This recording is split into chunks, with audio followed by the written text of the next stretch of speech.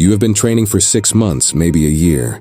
You commit, you show up, you sweat, and you endure the grinding burn of the final reps. But look closely at the results. Are you moving forward, or are you just generating heat in place? You feel the fatigue. You log the workouts, but the reflection in the glass is telling a different story. The weight on the heavy bar hasn't moved. The shoulders are still narrow, the chest is flat, and the discipline you invest isn't yielding the exponential return you were promised. This is the definition of a failed trajectory. It's not a lack of effort. It is a system failure. You are putting fuel in the engine and pointing the nose toward the target, but the guidance system is off. The true definition of wasted potential isn't laziness. It's being rigorously disciplined in the wrong direction. You are executing the plan, but the plan itself is flawed.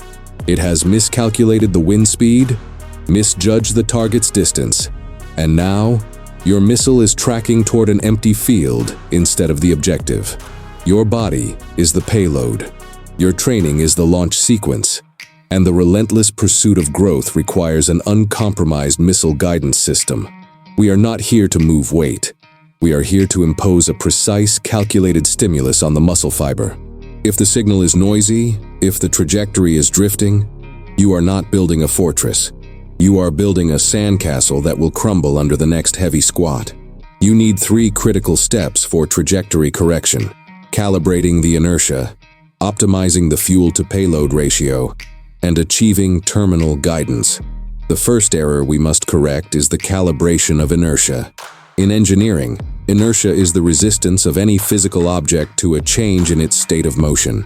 In the gym, inertia is the resistance of your body and mind to the high-quality, targeted stimulus. Most men confuse activity with execution. They walk into the gym, they perform motion, they move the dumbbells, they occupy the bench press, but they never truly overcome the inertia of their comfort zone or their flawed form.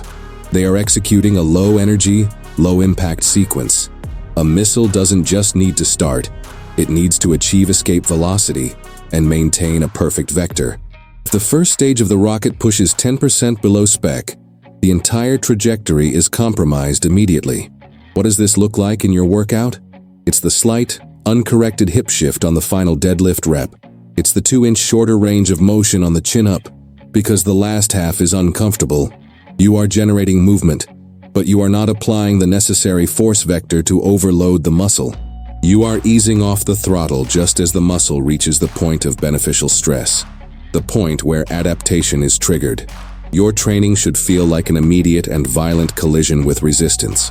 Every time you grip the iron, you are not preparing for a walk in the park. You are preparing for a calculated internal battle. The goal is to make the weight feel heavier and more precise than the numbers suggest. Stop trying to lift X pounds and start trying to impose Y tension on the target tissue. The weights are just tools. The tension is the objective. If you can only move 300 pounds with 200 pounds of actual focused muscle tension, you would be better off moving 250 pounds with 250 pounds of laser-guided tension. The muscle responds to the quality of the signal, not the vanity of the number. Correct your calibration. Anchor your mind to the muscle. This is where the force is applied, and this is where the correction begins. If you cannot feel the precise, scorching burn in the designated muscle group by the 7th rep, your trajectory is already off. Drop the weight, adjust the angle, and demand that the burning muscle sends the correct sensory feedback. The gym floor is an optimization lab. The second critical component of trajectory correction is optimizing the fuel-to-payload ratio. In our model, the fuel is your energy, your time, and your recovery resources. The payload is the quality, sustainable muscle mass you are trying to build. Most people's ratio is catastrophic. They are burning excessive fuel, too much junk volume, too many frivolous random exercises, too much social media between sets. For a negligible payload, they are treating their training like a scattergun approach, hoping that if they spray enough effort, something will eventually stick. A missile system is designed for maximum efficiency. Every drop of fuel, every ounce of thrust, is directed toward achieving the mission. If the fuel consumption rate is too high for the distance to the target, the mission fails. In your training, This manifests as volume for volume's sake. Are you doing 5 different chest exercises because they look good on paper? Or are you doing the 2 most effective, pushing them to the edge of failure, and then getting out of the squat rack? High volume is a tax. If it doesn't lead to high-quality stimulus, it leads only to systemic fatigue and compromised recovery. You are depleting the fuel needed to repair the muscle from the first, most important lifts. The key is concentration of force. You must identify the few movements that deliver the highest possible impact on your physique and your strength, and you must protect the energy allocated to them. We call this the Pareto principle applied to the gym. 80% of your gains will come from 20% of your work. Protect that 20%.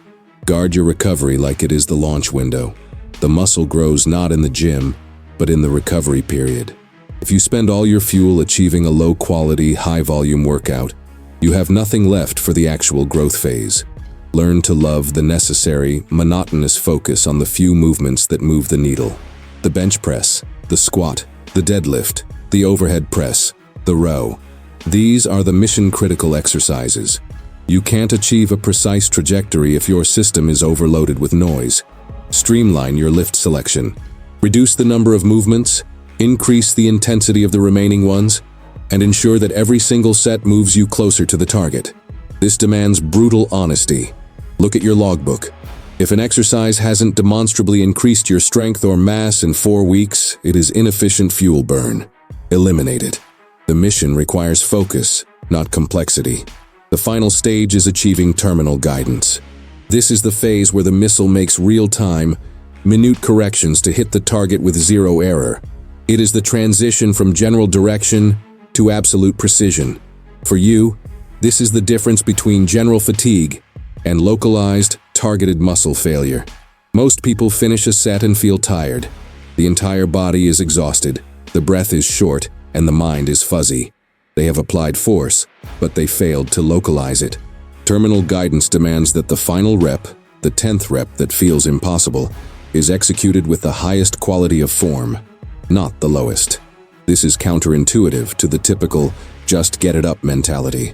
But if the form degrades in the final moments of the set, the tension shifts away from the target muscle and onto accessory joints and tendons. The signal is lost right at the most critical moment of stimulus. You must override the body's natural defensive mechanism, which is to recruit every possible muscle to make the weight move. The engineer mentor demands control, not just grunt effort. This control is your terminal guidance. It means that as the fatigue mounts, you must increase your mental focus on the contraction. You are not just moving the heavy bar, you are contracting the targeted muscle to move the bar. This is the difference between lifting a weight and forcing the muscle to lift the weight. You should finish a heavy set of lateral raises with your shoulders screaming in isolation, not your back arching and your traps burning. If the traps take over, you have failed terminal guidance. You've hit the general vicinity, but you missed the target. The goal is microscopic precision. Use pauses. Use controlled negatives. Use constant tension. These are the guidance fins on your payload, ensuring that the force vector stays locked onto the muscle fiber. If your current trajectory is flawed, the only way to correct it is to stop accepting a low-quality internal signal. Demand perfect communication between your brain and the burning muscle until the final second of the set. Precision under duress is the ultimate measure of control. The man who is successful in the gym and in life understands that the point of failure is not an ending. It is the moment to apply the most rigorous, calculated control. Don't just push, guide the force. The frustration you feel is the system reporting an error. You are not weak, your trajectory is flawed. We covered the 3 pillars of correction: calibrating the inertia by demanding high quality, targeted tension from the first rep, optimizing the fuel-to-payload ratio by ruthless streamlining of your volume, guarding your energy for the mission-critical lifts, and finally, achieving terminal guidance by demanding microscopic precision on the final, most demanding reps. If this perspective resonates with you, if you are tired of training hard but training wrong, like this video and subscribe to this channel. This channel is not a motivation factory. It is an engineering manual for the mind and the body. We are building systems here, not just muscles. We are focused on the ROI of your effort. Tell me in the comments, what is the single highest priority lift you need to apply terminal guidance to this week? Now stop calculating. You have the vector. You have the fuel. You know the target.